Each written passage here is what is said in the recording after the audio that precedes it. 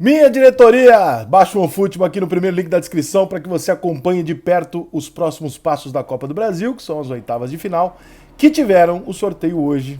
Essa minha carinha de tacho aqui, evidentemente, porque eu sou São Paulino. E eu não queria pegar o Vasco, né? Aí você vai falar assim, Rica, mas tá maluco, o Vasco está em crise. É, compadre, mas eu respeito muito história, muitas. Eu sou meio supersticioso com essas coisas, eu sou um ateu supersticioso, mas com o Vasco eu não gosto, não. Meu primeiro trauma com o futebol é 89, obviamente, eu tava no Morumbi. E o São Paulo tem um histórico de eliminações pro Vasco pesado. Eu diria que, tal qual o Flamengo hoje. Eu vou dar um exemplo simples pra vocês entenderem. Se o Flamengo fosse sorteado com o São Paulo, por mais que o Flamengo seja favorito, o São Paulino ia tirar um sarrinho de falar, ih, vai de novo, hein? Porque a gente tem ganhado do Flamengo constantemente, né? Em decisões e tal. O São Paulo dá muita sorte contra o Flamengo.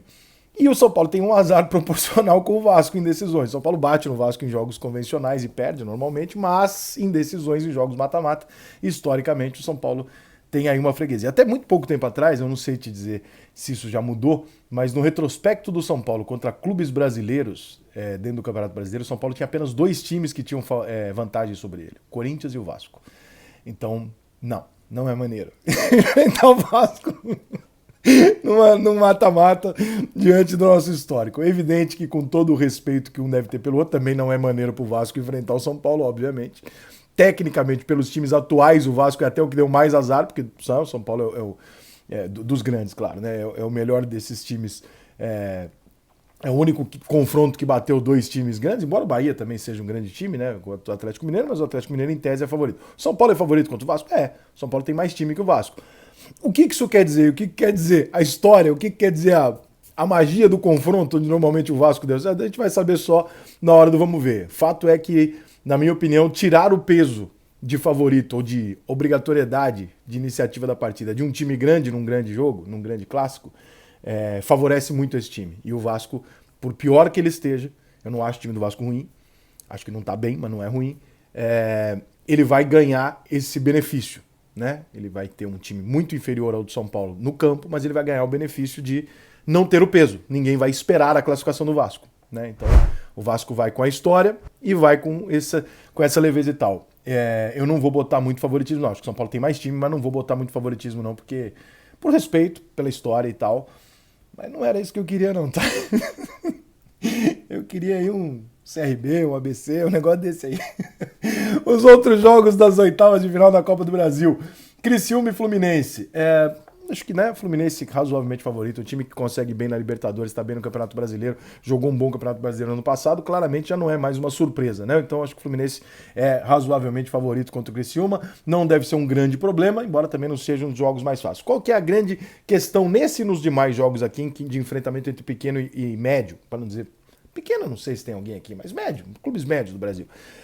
Você tira do pequeno o fator casa, a pressão, a torcida, aquilo que sempre fez o jogo de ida ou o jogo de volta ser muito difícil, né? Porque vira um campo neutro sempre por causa da pandemia, então é difícil que esses times consigam repetir as façanhas que fizeram aqui eliminando alguns times grandes.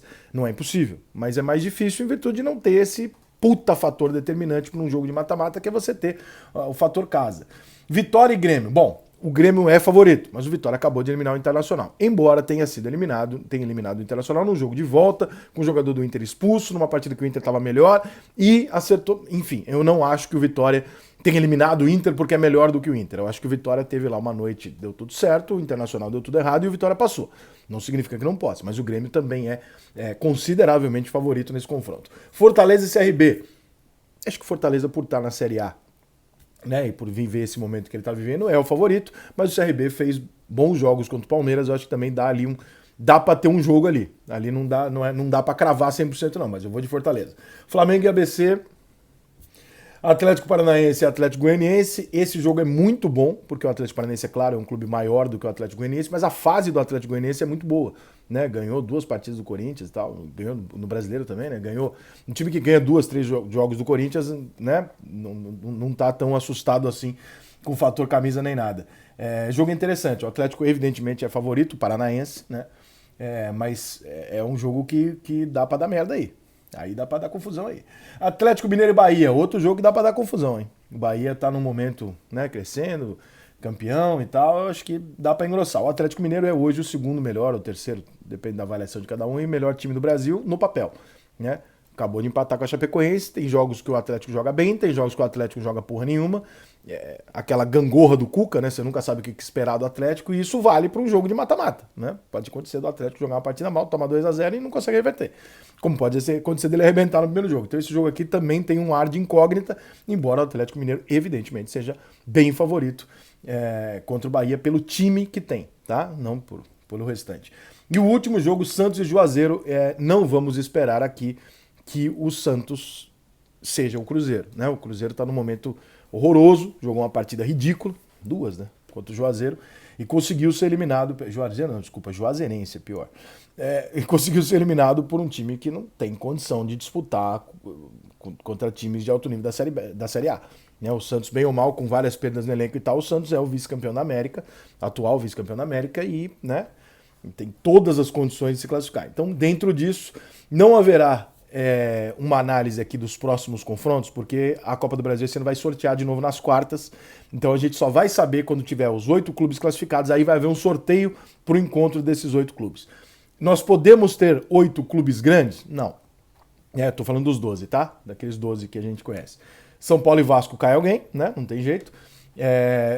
Fortaleza e CRB não tem nenhum dos dois envolvidos, e Atlético Paranaense e Atlético Goianiense também não tem nenhum dos dois envolvidos, embora o Atlético Paranaense seja aí hoje fácil o 13º aí dessa lista. Então a gente pode ter ali, se todos os grandes cumprirem ali o que se espera dele, a gente vai chegar com no máximo ali 6 classificados entre os 12 grandes, metade dos 12 classificados, e 2 times que não estão necessariamente nessa lista, que podem ser, dentro talvez de uma lógica, Fortaleza e o Atlético Paranaense, que é absolutamente, né, merecido pelo que eles vêm fazendo nos últimos anos. Mas é isso, gente. Confrontos da Copa do Brasil definidos. Não havia pote, né? Não haviam 2 potes, portanto, poderia ter acontecido no Flamengo e Vasco, podia ter acontecido no São Paulo e Santos, um Atlético Mineiro e Grêmio e tal, mas não. O único que caiu contra um time grande, aliás, os únicos, foi São Paulo e Vasco.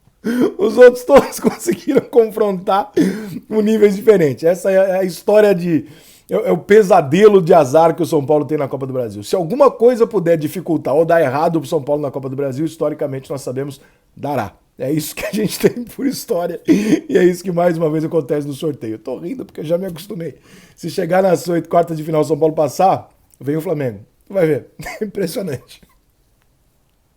Lá vem a bateria da mocidade independente. Não existe mais quente, não existe mais quente. É o festival do cor, é a alegria da cidade.